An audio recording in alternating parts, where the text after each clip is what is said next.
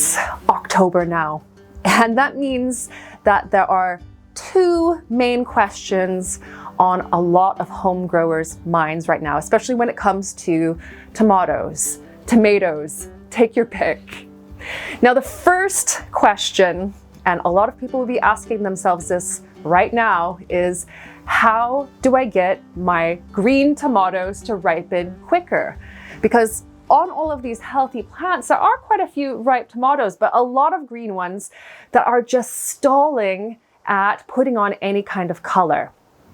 The other question is, what do I do with green tomatoes themselves? Well, I'm going to address both of those questions today, and I'm also going to be taking down all of my plants, all of my tomato plants, this entire row. And that is despite the fact that there are some gorgeous fruit on the plants. I'm going to go over a little bit more as to why in just a bit.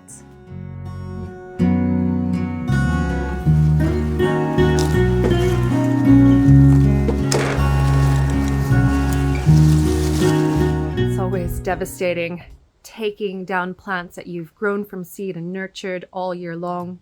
But it's important to make space for new crops, and I'm going to be planting up this central bed with some winter veg, including some lettuces, next week. Now let's have a look at what I was able to harvest from the tomatoes. On the far side, these are the fully ripe tomatoes, and I have everything in there from cherry tomatoes, like the Sun Gold, to salad tomatoes. And these guys, these are really interesting. They are a stuffing tomato, so they're mainly hollow and absolutely fantastic. And then over here, we've got the green tomatoes. And all green tomatoes means is unripe fruit. And they do vary in color from green going up to their ripe color. There are some tomatoes, just a couple, that are green when they're ripe, but I'm not growing any of those, so there's no confusion. But the important thing to know is that green tomatoes will continue to ripen even if they're not attached to the plant. You just have to give them the right conditions. Green tomatoes are also perfectly edible, and they've been eaten by generations going back to South America, the southern part of the US, and everything from southern fried green tomatoes to preserves, soups, other types of dishes. Now, green tomatoes, you tend to only get if you grow tomatoes yourself. You don't tend to see them being sold. And there are several reasons why you might have a glut of green tomatoes. The reason that I've taken my plants down today is that it's past the autumn equinox. Tomato plants are photosensitive, and they stop ripening their fruits after that date, which was last weekend. And that's because the hours of daylight begin being fewer than the hours of darkness, and northern latitudes like here on the Isle of Man and colder nights can make it worse.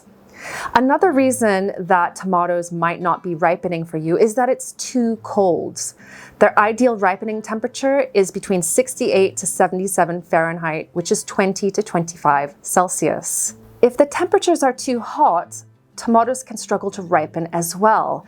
And too hot means over 85 Fahrenheit, which is 29 Celsius. You might also have green tomatoes because your plant suffered some sort of damage, such as storms or falling from their supports, which is what happened to me last year when I made the green tomato chutney. Other reasons why you could have green tomatoes is that your plants got hit by blight, and it could also be that your tomatoes are a bit underwatered or overwatered or over-fertilized, especially with nitrogen-heavy feeds.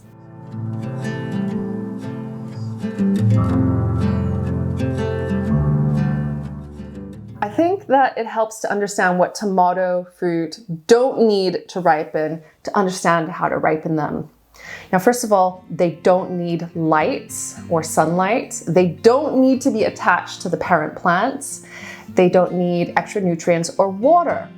What they do need is warmth, and specifically a range of between 68 and 77 degrees Fahrenheit, which is 20 to 25 Celsius. And that is actually the temperatures of our homes generally. And that's why I brought them here in the house. And they are in boxes here, ready to ripen, and I'm going to go through exactly how I do that step by step. When I'm pretty confident that my plants aren't actively ripening the fruit on their own, that's when I pick all of the green and underripe fruit and I take down the plants. Next, I place them all in open cardboard boxes in the house where it's warm. Again, they don't need light to ripen, but I tend to leave the boxes uncovered so I can easily look in on them from time to time. Now, direct sunlight can toughen tomato skins, and they can also scorch them. So if your house is bright or there's light coming in from somewhere, you might want to cover up your tomatoes because that can damage them. Every single green and underripe fruit will ripen eventually, even the teeny tiny ones. Some of them will take a couple of days to ripen and others can take weeks. I don't separate the partially ripe tomatoes with the fully green ones at all because the partially ripe ones have that ethylene gas in them as well, and that helps the green ones to ripen. And so that's why I mix all of my fruit together in the cardboard boxes. I don't put additional fruit in with my green tomatoes to help them with ripening, although you could definitely do that if you want. Ripe bananas, apples, and pears all emit a good amount of ethylene gas. If you have a lot of green tomatoes, you can set some aside to ripen, and then you can use the others in food recipes. And green tomatoes, they're not sweet like ripe ones, but they do add a bit of zinginess, some crunch, and give dishes certain body because they don't break down when cooking.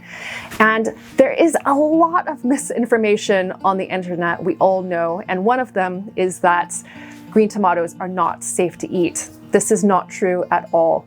Green tomatoes do not contain solanine, which is the alkaloid that is in green potatoes. They have another type called tomatine, but it is not anywhere near as harmful, so you don't have to worry about that. Green tomatoes are perfectly safe to eat, and I'm going to take you through quite a few recipe ideas so that you can get some inspiration for how to use yours. And I'll leave some recipe links in the video description. When preparing green tomatoes for food recipes, you can serve them up either raw or cooked. Both are perfectly fine, both are perfectly safe to eat. Now, if you slice them up, you can make fried green tomatoes, which is a classic. You can also pickle them, or you can serve them up in a fresh green tomato salad. If you chop them up, you can use them in green tomato pasta sauce, in curries, in salsa, which is a real fave, green tomato pie, and green tomato chili. You can even cook chopped green tomatoes and puree them into a tasty green soup.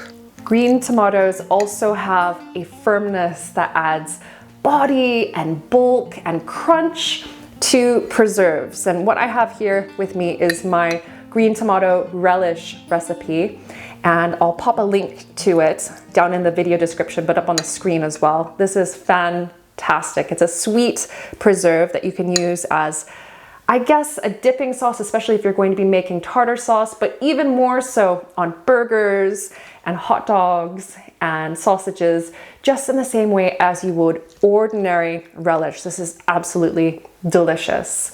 And the other recipe that I make regularly is green tomato chutney. And there are a few recipes out there, but I have to say that mine is the absolute best. And you can see that a lot of people agree with me from the reviews that are over on my website.